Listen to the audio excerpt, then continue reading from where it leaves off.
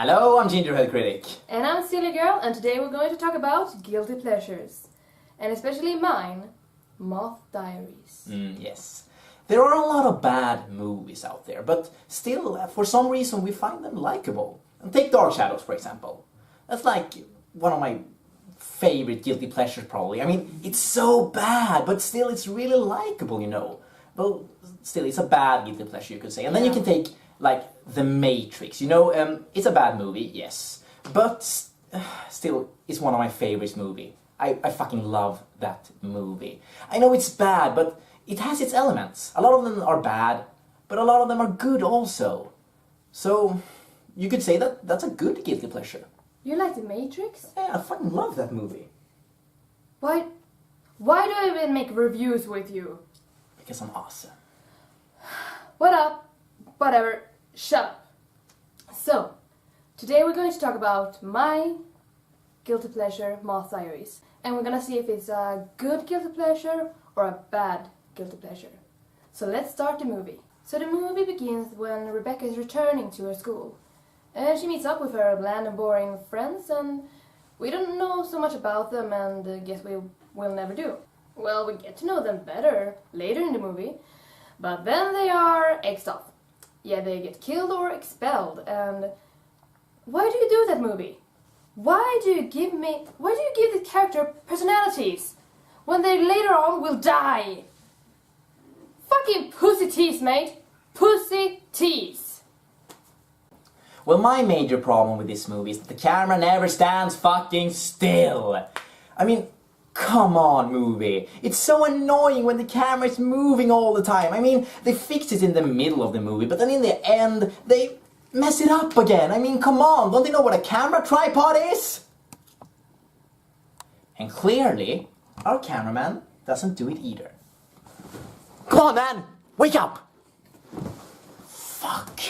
That's a bad joke, man! A bad joke! Come on. Well, jokes aside, we're introduced to another character.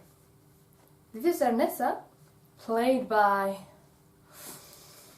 Lily fucking Cole. Oh.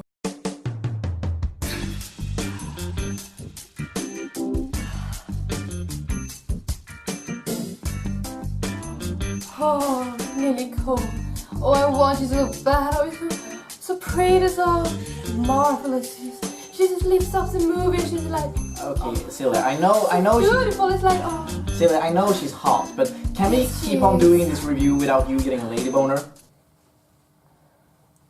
Don't you dare disturb my lady boner, or else I will shove off your Gingy Jr.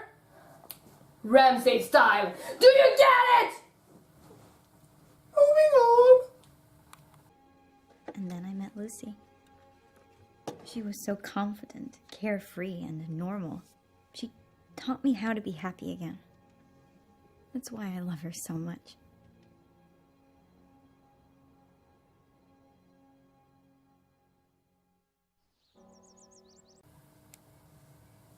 Now wait a minute! What was that? What a strange cutaway!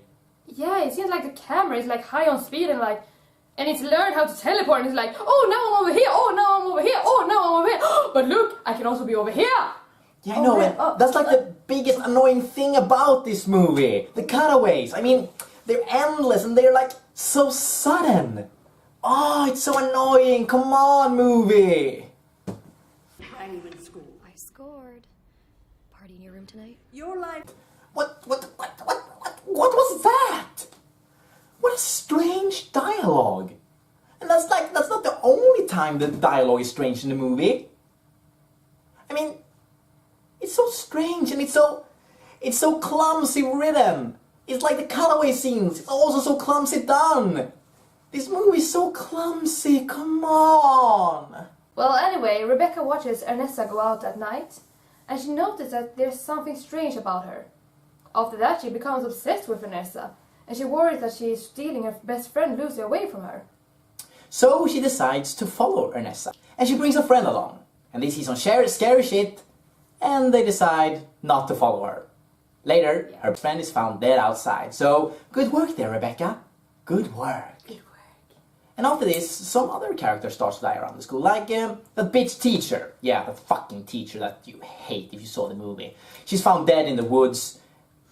Yeah, but that bitch deserved it. Man, she forced Inessa, who can't swim, to jump into the swimming pool. Yeah. Why would you force one person who clearly can't swim, like, jump in here! You cannot swim, but you will not drown. She so deserved. Wait. Is that Lily Cole in a bathing suit?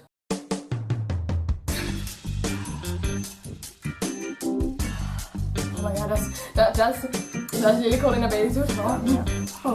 Oh, she's so soaked in water. Oh, she's so wet. Oh, and a tight bathing suit, the black bathing suit against her pale skin and her dark hair. Oh, alright. Okay. Sorry, evil teacher. Totally worth it. Totally worth it. Okay, anyway, after this, Totally worth Rebecca's best friend Lucy starts to act weird. And she stops eating and stuff like that. Wake up! Wake up! Didn't you hear the sirens? No, what? The ambulance. They took Lucy.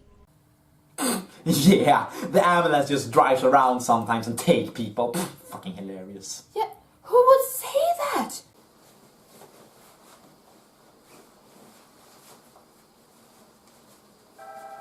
Oh god. Hello.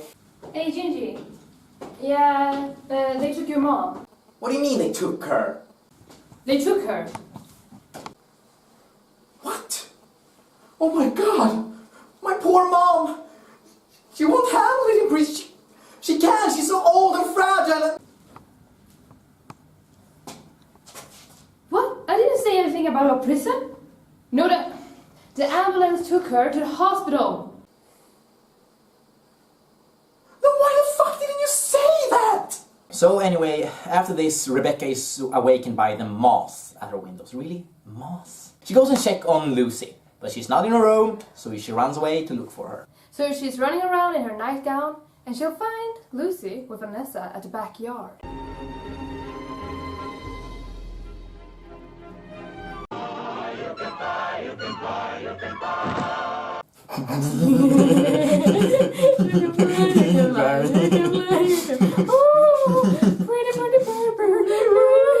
Oh, right. No, this is a sad moment, a very, very sad moment. Yes, very sad. This is when Rebecca finds that Lucy is also dead. Yes. It's so sad, so very, very sad. You can fly, you can fly, you can fly! So after this, Ernesta decides to go to the library to threaten Rebecca. He read you other fairy tales that you've forgotten. My mother, she butchered me. My father, he ate me. My sister, little Anna, she the bones. Whoa. That's so creepy. Come on, dude. Oh, what the fuck is she doing? What the fuck? You can fly. What the fuck? I mean, oh my god, look at all that fly. What the fuck? Oh my god. It was all just a dream. Whew. All just a dream. Rebecca then decides that the bitch has to go. The bitch has to go! Shut up! Okay. So, and she also decides that she's the one who can and will do it. Rebecca then finds Ernesta sleeping in a big box in the basement. Typical teenager. No. Anyway, let's wrap this up. She has a barbecue, kills off Ernesta, and then the police takes her. And that's pretty much how the movie ends. So, is this movie a good guilty pleasure or a bad guilty pleasure? Or just a bad movie? Like Troll 2. Oh, nothing is as bad as Troll 2. Your jokes are... Whatever! But I really like this movie, even though it's clumsy done and the dialogues are awful. I agree, I mean the characters, even though they don't have a lot of development, they still are interesting, especially Ernesta and Rebecca. Yeah, and it's really interesting that you don't leave the movie knowing if Ernesta really was a vampire or if Rebecca just was like crazy in the head. I think that Rebecca is the bad guy here. She's so addicted to Lucy, and then when Ernesta and she gets a connection, Rebecca feels threatened and wants to make Ernesta disappear, and she'll try everything. Getting the other girls murdered or expelled. Fucking crazy. I believe that Ernesta is a real person, and that Rebecca is hallucinating about what she thinks Ernessa is doing and tries to make Ernessa look bad in front of the others. Her hate and disgust for her is shown, especially when she says that Ernessa has ruined everything for her. That proves that Rebecca only thinks about herself and that she should be the one in the center. And when Lucy tells her real thoughts of Rebecca, that she really thinks of Rebecca as a burden, Rebecca kills her off. Man, that's dark. This makes the audience guessing who is the real antagonist and what is really happening. And that's why I liked it. It had a good idea of story, interesting characters, spooky scenery. It's too bad they didn't develop the side characters and didn't write it that well. But except for that, a good guilty pleasure. Yeah! I mean, the relationship between Rebecca and the hot teacher could be so much better with more thought and time into it. Rebecca reveals everything to him, and she sees him as someone she can trust and talk to, while he sees her as an intelligent and interesting student. Interesting enough to break some laws. But they don't go any further, and that's too bad. But what did you think about the movie besides that? Oh, it's one of my greatest guilty pleasures.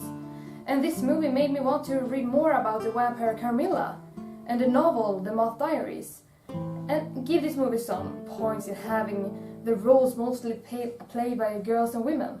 So this was a movie with a great purpose and a great idea. Too bad it didn't get the time it deserved to become a great movie. But I guess we can still have it like a great guilty pleasure instead. Yeah, and a movie we won't stop talking about for a long time. Totally. So this was one of my guilty pleasures. And if you haven't seen it, give it a go, and oh, you will not regret it, because you don't want to miss Lily Cole in this one.